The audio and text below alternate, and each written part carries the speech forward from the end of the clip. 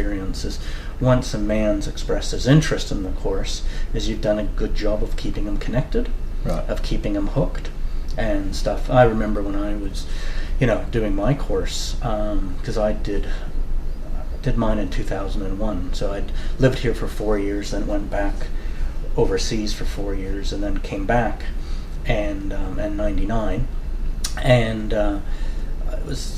I knew of Rex and the Fatherless Sons book, which, interesting, my wife was the publicist for that book, so she took Rex on a tour, on a book tour throughout New Zealand, and so I was talking with him, and I approached essentially men, because what I was interested in is we got pregnant quite quickly after coming back, and I was sort of like, hey, are there any support for new dads and stuff? And he was like, no, but essentially men's probably the best place to get some support for that.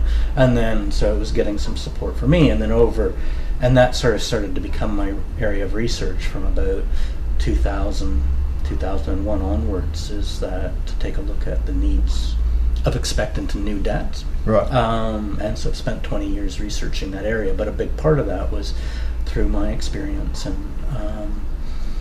and recognizing that, I sort of needed some support in that process, or wanted to be in an environment where I could talk with other guys about that. Yeah. And that was I feeling, how did other guys feel about things like that? Right. And EM was a great forum to begin that journey. Yeah. So for those who don't know, Rex McCann is the founder of Essentially Men, and he's now moved on, and we call it EM for Essentially Men. So often men in the network call it EM. So yeah, it seems interesting. Do you have more male clients than female child clients, or is it, what's your mix? The mix is probably about 60 to 70% men. Right. And 30 to 40% sort of adolescents, and I don't see as many younger kids anymore. Right. It's just sort of the way, and because I only work in private practice, so it's full-time private practice, and it's just sort of the market and my interests and what I'm known for and what comes through, and so it all sort of just dances together like that, and that's really how it's fallen, and it's also what I sort of enjoy too. It works well. Yeah. I think, Do you see adolescent young men? Do you have a mix of younger men coming? Yeah. Probably there's not a lot of kids under 12. Sure. That would be a small percentage, like 10 to 12 would be probably about 5-10% of the child stuff.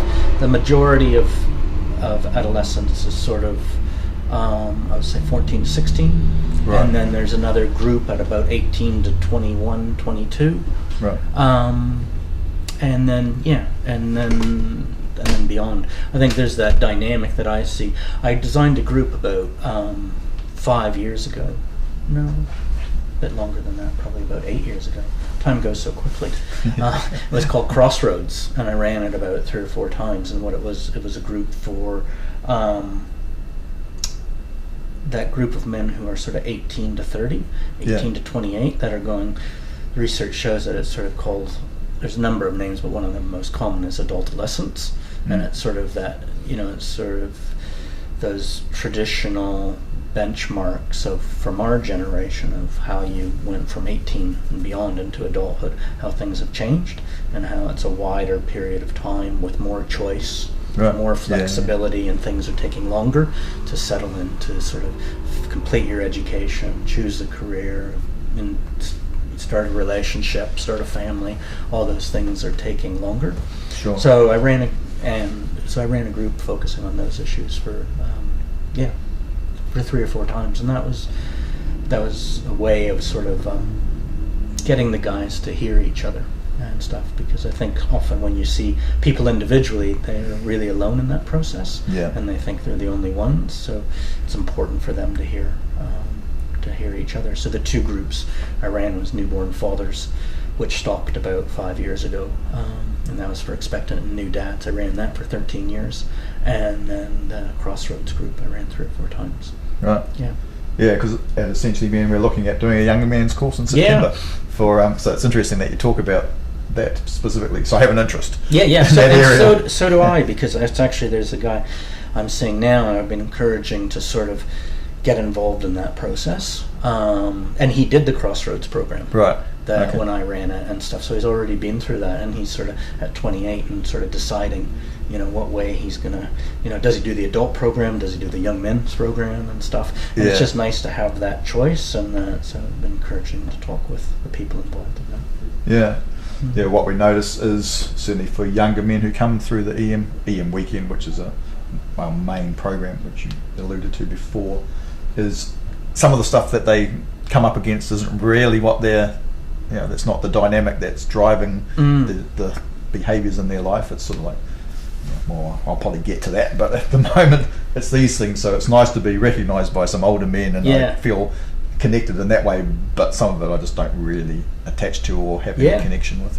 Yeah, there's such a degree of difference in terms of, and that's one of the things that the research shows, is that nowadays it's very rare for men, particularly the guys in their 20s and 30s, and even 40s to some degree, but certainly the 20s and 30s, to have an experience of older men that are outside of the family, in terms of that are beyond 3 or 4 years older or younger than them. Yeah. Is that whereas historically there was those men more available, but they're a lot less available, and stuff. So that things are a lot tighter,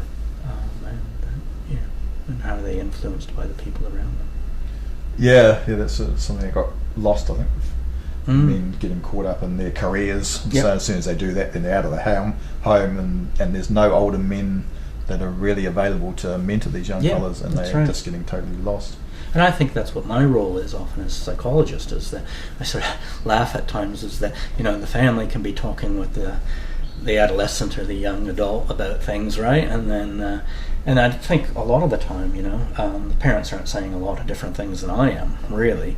But, is that they'll come back from a session and go home and talk with their parents, and it's just good they're talking with their parents, right? And they'll say, oh, Frank said this and that, and the parents sort of shake their head and say, Jesus, we've been telling you that for 5 years or something, right? And but, it gets lost and caught up in that baggage of the relationship, whereas I've got that neutrality and stuff, and that they hear things a bit differently from somebody else. Yeah, that's right. I'm not doing that because my parents told me to do it. Yeah, that's right. Yeah. So what have you noticed over the years around men's mental health, mental behaviours? What are some of the key things that men are coming to you for? Oh, the big ones, particularly in the last 5 to 8 years, would be anxiety and depression. Right. Those are the big things. And also sort of the grief and loss stuff. So relationship breakups, death of partners, parents, and their illness adjustment and stuff, diagnosis with cancer or heart-related issues. So that, and self-esteem stuff, and some addiction stuff. Those are the big ones. But the big two are sort of depression and anxiety, stress at work, stress in the family, and getting depressed about things. And I think John Kerwin's work has been really sort of important in highlighting some of those issues and making it more acceptable for men to come through and get support. Yeah. So. Yeah. What do you think drives it? Like, what's your impression of what sits underneath anxiety and depression? Well, I think a lot of the stuff is about relationship and about connection, and that the absence of connections and not having that network around them. The research shows that people are becoming increasingly isolated and lonely as they age. Yeah. And those supports that historically were there or accessible in some ways are much less accessible or available. So, So I think we're in really unique times too. There's a lot of stresses and a lot of pressures for things to be excellent and perfect and live up to these images, and I think there's a lot of unrealistic expectations about things. Yeah. So, I think it's a really challenging time in general. And I think it always has been to some degree, but I think it's just accelerated more given what's happening with technology and information, and there's some really good things around that, but there's some really things that can contribute to people's concerns. Yeah, that'd be a whole interesting discussion all on its own in some ways. Yeah, like, for adolescents, the thing is that 10 years ago, the gaming stuff didn't really play, whereas most of the adolescents and young adults I see, they spend an awful lot of time in front of a screen. And the guys gaming, and the girls with the social media stuff, and hours, so there's that dynamic of, well, if they're spending that degree of time on that stuff, what's getting missed, what isn't happening, so, and technology's become this object that gets in the way of a lot of relationships, or starts to become the main relationship. That's locked right, away in your room with the screen and stuff. That's right. So if you're thinking about sort of anxiety, depression, what's the benefits of one-on-one, like the work that you do? What do you see making the change and benefiting the people that come to you is around that? To start to establish a relationship where they can hear themselves talk about stuff, and it's private, confidential, and that they can sort of start to be more open and honest and real with themselves. And sometimes, and then hearing my responses and how I think about things back sort of they start to understand things a bit differently, get an other perspective, because often, you're sort of caught up in the forest. You can't see the forest for the trees when you're in the midst of it all. So, it's just, I think, really challenging sometimes. So I think that's the benefit of the individual stuff. It starts to become safe, to sort of be vulnerable, to open up, to not know, to deal with that uncertainty. And then I think the benefit, where I think a lot of men benefit from Essentially Men, is that to take that to a group forum, because that Friday night when you're there, everybody's going, geez, and and I and I remember, and even now when I do some of the other stuff I do, like Get Off the Concrete or Heartbeat, is that I head off and I'm going, what am I doing this for on a Friday night? I could have a better way of spending my weekend or the next 5 days. You get that sort of apprehension, a bit of anxiety, and thinking, geez, why did I say I was going to do this? Can I bake what have I got myself graciously? into, Can I find a rational reason why I shouldn't be doing this? I should know better than this. And I do know better, that's why I'm going, but at the same time, it's Jesus, I'd rather actually be doing this or that and stuff, and I've had a busy week at work and I don't want to necessarily spend 3 days talking with guys and that, but you sort of do, but it's that everybody, and then you're sitting there and everybody sort of feels the same way, is that what's everybody, why are they here, and then you realize that I think what the Essentially Men stuff does is it really normalizes it, is that you don't feel so alone, you hear other people's stories, and you realize everybody's just sort of doing their best and trying and struggling with trying to be the best sort of man that they can be, the best dad, the best partner, trying to be, manage their work stuff and relationship stuff as best as possible, and everybody's struggling with the same stuff to some degree or another. Do you notice a time when it's appropriate? Like, is there a length of time that you do work and you think, that might be a space that will progress what we're doing, or? Absolutely. I think what's important often is that they have a level of relationship here. There's a level of attachment, and then they can sort of build upon that. But most men, the common response when I suggest it is they're running for the hills. They're not really that interested, and a few will take it up, and some guys take it up right away, but that's certainly the minority. The majority, we're talking about it for months, and for some guys, there'll be some men that I see for a period of time, for a couple of years and stuff, and it's maybe longer along that process after 2 or 3 years that they might sort of pursue that. And I think it's a really nice compliment to the work that we do, because they're able to make good use out of the group itself. I think the other big benefit is that the ongoing group that comes after the integration group, that opportunity to have their own men's group, that's not facilitated, that's self-facilitated. I think that's a great support for the men, to have a regular men's group. I know I've been in a men's group for about 15, 16 years now, and that's been I really value that. Yeah. You know, although I valued the weekend and stuff, is that that's provided a level of richness well beyond the weekend. Yeah. You know, and I think, I think if men can have that opportunity to continue to meet, and I think, you know, at the same time, I think some of those groups can struggle sometimes too, is that they, you know, a lot of them fall over, you know, and I think it's a different process than being in a group. And I remember when I was doing the newborn fathers group, I'd be sitting with the men, and there was always this, and I don't know if I'm not sure if Canadian men are similar or stuff, but certainly New Zealand men, there was this sense of, there was skepticism of professionals. And I would say things, and they would be quite skeptical.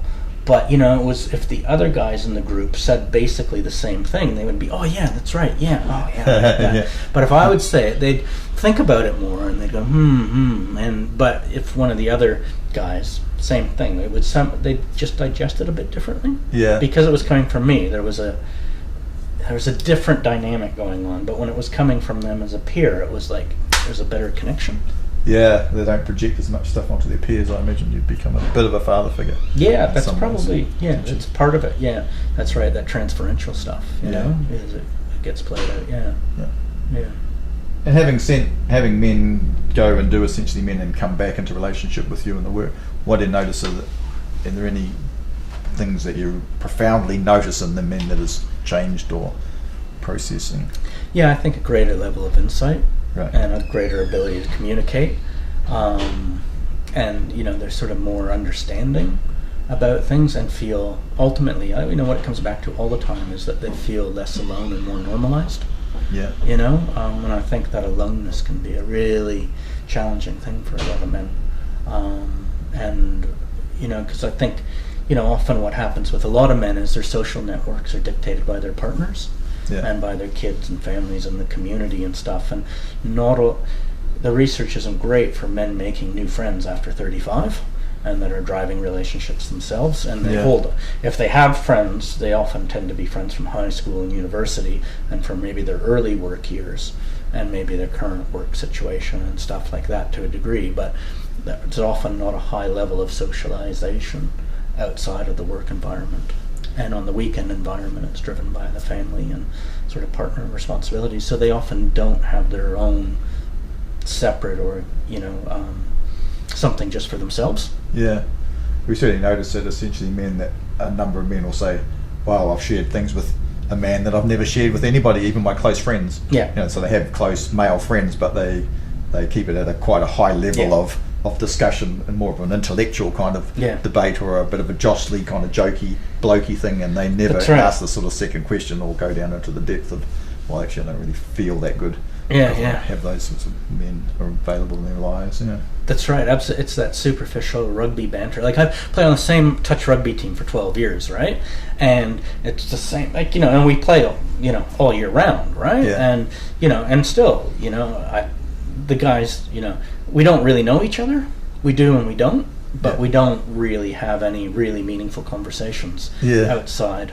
And you know, like, just a different level, you know, but it doesn't have that depth and stuff. And and it's but I think that's, you know, the common male experience really is that, and you know, is that often, and the role of alcohol and how that sort of historically sort of opens things up. You know, but it's after 3 or 4 pints, then you really start talking and stuff. And how can you do that without, you know, having the 3 or 4 pints? And sometimes, you know, of course, it's fine to have the 3 or 4 pints, but how do you have those relationships in other ways, over coffee or lunch, where you can just get together? You don't necessarily have to have a project, you know, or go fishing or fix the house or build a deck or something. Is how do you just catch up? Yeah. We certainly notice in some of the men, when a man's gone into grief, men don't really know what to do with a man in grief, like how to either comfort him or just acknowledge that he's in grief, or how to, and they look really, really awkward, you know, in a group setting, and a man's in some grief, and the men, they kind of, some of them go, they kind of, they don't how really do we have fix much this? Training, you know, and you know, just that presence and availability is, so you don't have to do anything other than just really be there and listen. But it's really hard to do because it often triggers a lot of your own stuff. Sure. Because their grief becomes your grief, and then so, you know, so you got to be able to contain that. Right. Yeah. Any challenges of having men do Essentially Men that you've noticed? Like, any? Yeah. I think it can be a long weekend. Yeah. And I think there's an intensity of it that, I try to prepare them to some degree, because but you can only prepare so much, and you don't want to say too much at the same time, because you just don't know. It's sort of like every group is different. Yeah. They're not the same beasts. Like I remember when I was doing a lot of the newborn father stuff and doing stuff at the hospital, to have the same structure for the group, but the group would be completely different one week to the next. Yeah. Or with this group and that group and stuff, you just never know what you're going to get. So I think that's and dealing with what comes up, and that, because it's sort of it's a long weekend, and I think the other thing is timing's everything. Is sometimes it's the right time for guys, and sometimes it isn't. Yeah, sure. And and you just have to go with that. But I think if you can make that commitment to be there for that Friday night and stick it out for the weekend, and I think that's the thing, is to stay, not to go. And I think, the men are the service team's pretty good at containing that and holding them in there. But I think, I think that's the challenge, Yeah, find ultimately men take responsibility or sovereignty for themselves, and some men will leave, and others will allow themselves to be there for the weekend. Yeah. You certainly notice on the Sunday night, the difference between Friday night of fear, rigidity, and Sunday glowing, laughing is so transformationally available. It's quite great to watch. Yeah, absolutely. And then sustaining it's always, I guess, an interesting challenge. We spoke about men's groups supporting that. Any other ways that you think that men could support each other if they had some skill, or what skills they would want to develop to help support each other? It's a good question. I think you just got to show up. You just got to do your best, and I think you just have to, find a way of being together, and whatever that looks like. And you're right, it might be rugby, it might be golf, it might be fishing. Those are, those are really good starts. To connect. Yeah. Cool. Anything else you'd like to add? I think we've covered the range of what I was considering. I think, one of the things that's interesting from my research with men, what I've found was over the last 20 years in particular in men's groups, what's really good for men is that they get to tell their story and they get to hear other stories. And that really helps them to feel less alone and to normalize things. And through that, they also get some ideas and tips in terms of how other guys have dealt with things, and sort of helps them think differently about things too. And sort of changes their perspective, changes their understanding, and those are really the big things. Feeling less alone, normalized, thinking about things differently. And I think sometimes what's interesting with guys too is that they tell their stories, but often they get just as much out of listening to other guys' stories. It goes both ways. They can be quiet in a group and not say an awful lot, but they still get a great deal out of it. It's amazing. And I know from sort of some of the psych books and stuff, often the guys really respond a lot to the case studies and other people's stories and seeing themselves in that. And I think in the groups, that's what's so rich. So, just because a man might be a bit quieter and might be sharing less doesn't mean they're getting any less out of it. No, that's right. And often, sometimes men who overshare are compensating for whatever might be bubbling underneath. So it's a bit of a dance, that one, I think. It is. It's always a dance. It's a good way of putting it. The dance of it. Right. Yeah. Well, thank you for your time, Frank. I appreciate your honesty and I think in Essentially Men, we find sometimes that because we're not psychologists or in a registered body, and we're looking at how to gather men together and have their experience in the weekend, that a number of therapists kind of look at us strangely and go, so how do I trust my clients with you? You know, how are they going to get something out of it? And it's very difficult to explain that one-on-one. Obviously, if they send someone along, then they can get first-hand experience to see what that looks like. So I appreciate you speaking from your perspective as with all your years of experience. Yeah, it's interesting. Like with Essentially Men, is that, you know, I use it personally. I don't have a professional capacity in there. I'm not on the service team. I don't do any consulting. I just refer men through, really. And I found it a very valuable forum to get support, to help me to do the work that I do. Yeah. You know, and that's, and you know, most of the men I know in the organization don't know what I really do. And that's one of the things that you talk about, isn't it, often, is that, you know, well, you can't talk about work, you can't... Give him your finger. Yeah, got it. Got the finger. So where do you think we were up to, Dennis? Ready to go. So just maybe the question back was, Memories like what do you see when men come up? Is that what it was? Frank, Partners' responses? You were talking about that you have no inclusion in the network, and you were talking about what do you see when men come back. Then you talked about the men not telling their stories. You said, is there anything else you'd like to share? And you said the important thing was about men telling their stories. Yeah, which I thought was useful. And then it went from there to then you could do partners if you wanted to. Yeah.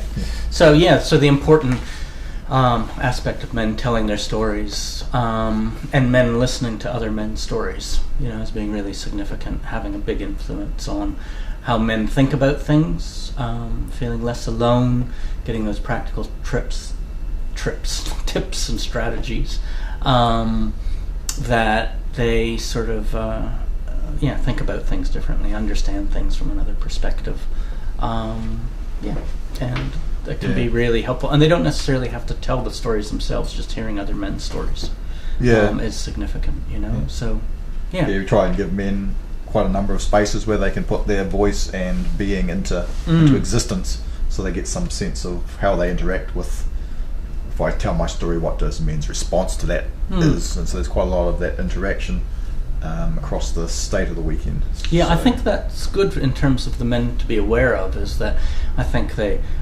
one of the things that they can be apprehensive about sometimes is how big is this group, you know?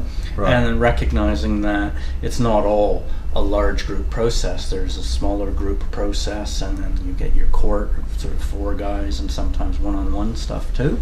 Yeah. And then you've got sometimes some space just for yourself. Yeah. So it's those layers. It's not all just a big group process. And it's what we find in some instances. Men are tentatively learning about who they are and how they are in relationship with other men, and then sometimes it's how to, because it's quite new, they're almost trying to take baby steps or test out what this looks like, and then sometimes they're a bit reluctant or they're a bit unsure about how to go back out if they've got partners, either male or female partners, how to take that back into a relationship with the significant other. So we often hear stories about that, and some of the partners give us feedback to say it was fantastic and he came back a new man, and we're really amazed. And other times they'll say something like, he seemed a bit hesitant and I felt like I was shut out of the relationship with him, and I'm a bit distressed about that and don't really know what to do about it. So we get those sort of 2 different ways of thinking about what a man brings. Yeah, what I hear a lot through the men, what the partners say, is that they find that their partners describe them as being sort of more open, more emotional, and more communicative. And a bit happier and more confident. Those are in general. and especially after that, that sort of that window in the first week or two after the weekend, and then it gets integrated through the following 6 weeks. But that initial response, when they come back from the weekend, those are the really common things. Yeah. Do the men speak about any challenges with their partners? Are they stories or themes that you've picked up over time? Common? It changes the relationship, and I think, and that, and it starts to begin a process where they might have to work at things from both sides. Yeah. Which is really good, I think, for both of them, because the idea is that the relationship gets stronger because you're not avoiding things, and you and say what you really think rather than what you expect the other person wants you to say. Yeah. And of course that's a common dynamic, is that is guys have to find their voice and then express their voice, and sometimes that's hard to do. And of course, partners want them to,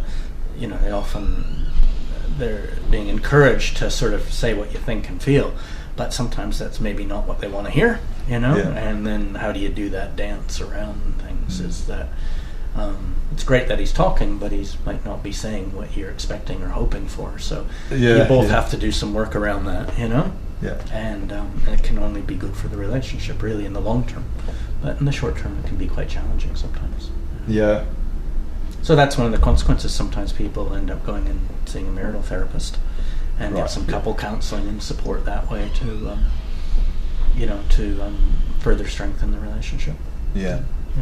Yes, I know some woman partners do feel a little threatened around men's groups, and what are men talking about? They might be talking about me, or some of my confidentiality might be being broken here. They're not really quite sure how to engage with that part of the relationship, certainly if they don't feel that there's strength in the relationship to be able to directly talk to their partner about that.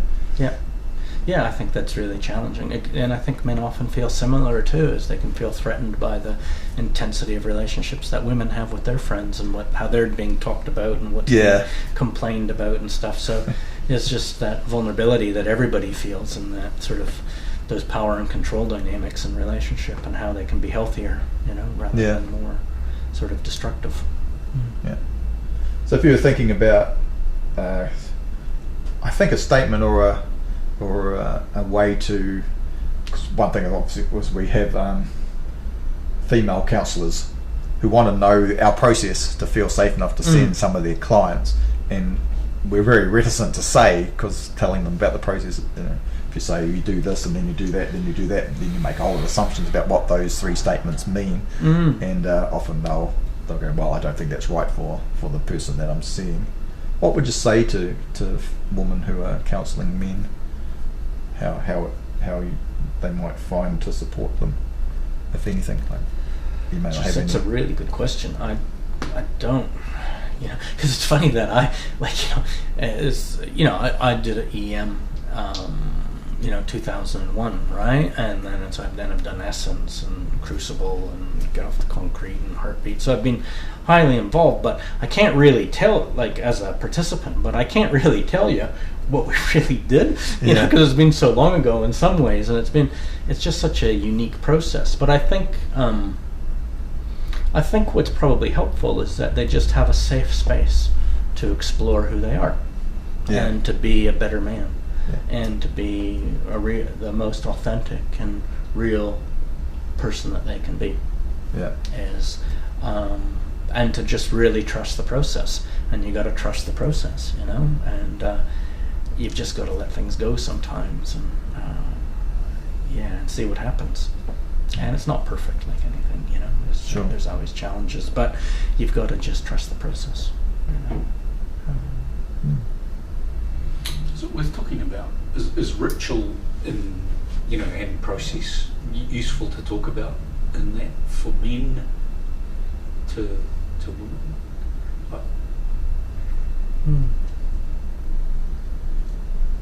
I'm not really quite sure what you're asking me. what you're the speaking to. the importance of the ritual part of the process, and I can't speak enough. I mean, Right. But I observe that this is a significant part of what, as men, seems to bring and create that dynamic to be able to feel safe. And I don't know how to say that other than. Yeah. No, Yeah, I mean, but you're right. There's a structure. There's that ritual structure around things where you knock down people's defenses and then build them back up again. Mm-hmm. And I think that's what the weekend does really well. And I think, that's one of the things that's often been lost for men is ritual. What rituals do we engage in regularly and that we do with others around that? Is it or nothing? Yeah. Well, it might be more of a statement, I think, around. I think it is useful in the same way that one-on-one relationship, you create the boundaries of the relationship by saying you don't trust the therapist necessarily by telling your deepest, darkest secret in the first minute that you meet them. You build a relationship. No, they don't come back. That's what the guys that download everything, they disappear quickly. Yeah. Whereas the guys that take their time and just sort of, because you're sort of testing each other out too, as it goes both ways. They're seeing if you're going to be, if it's going to be safe for them, and you're thinking, geez, can I work with this person? Is there something, can I find those, can I find a way to connect and engage and understand this person in a meaningful way, rather than just in a superficial sense. Yeah. That's going to make a difference for them and for you too, In some ways, essentially men's a bit outside the box of developing a therapeutic relationship and then having that compliance, regulation, keeping an eye on the therapist who's doing the work. So in our environment, as you know, we've got 2 or 3 facilitators and a team of 8 or 9 men all holding maybe 20 men, 25 men in the weekend process. And then, of course, how you create the container of agreements and then taking them out of their day-to-day workspace and into using their body, because I think that's quite key. What we find is quite key with men is to get them out of their heads and into a relationship with their body. Right. Absolutely. That the ritual space of working in that way tends to allow men to be more expressively free. It's interesting you say that, because that was one of the things that I got from the Essentially Men weekend, was that I recognized, played a lot of sport when I was younger, in my teens and 20s, but it was something that as I got older that I let go, and I really recognized how valuable that was for me, and I needed to get that back. So it was one of the things I started to do, is I started to get more involved in playing sports again and getting fitter physically and continue to this day, but it was one of the awarenesses and realizations that it's something that was valuable that I'd let go and that I had to pick up again. Yeah. Do you notice any, shame seems to me to be one of the biggest drivers of male stillness or inability to respond or to react. Does shame play much of a role in the therapeutic process that you notice with me? Yeah, huge. Yeah, it's one of the core drivers, I think, in the sense of self, of who am I, where do I belong, and that sense of shame's a powerful influence,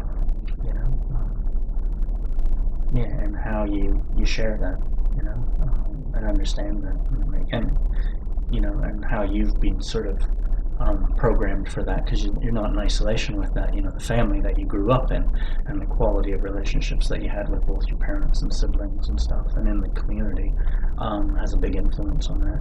And sometimes it's not just your shame, it's other people's shame within the family that you've been a conduit for, as a child, as an adolescent. So, that intergenerational stuff. Yeah, your father and your grandfather's stuff that gets laid down the line. Yeah, absolutely. Men wanting to break the cycle of not passing on to their children. Because often we find that that's a way into connection with the man, is to go through his child, because they don't want the same thing that they've had for their children. And there'll often be a way that they will engage more deeply with their emotional needs in life. Yeah, that's right. Breaking the pattern. Yeah. Doing a better job than was done for you. Yeah. So that hopefully your kids can do a better job with their kids. Yes, that's right. You can change the cycle. The cycle, that's a great that's thing. Right. Yeah. Absolutely. Okay.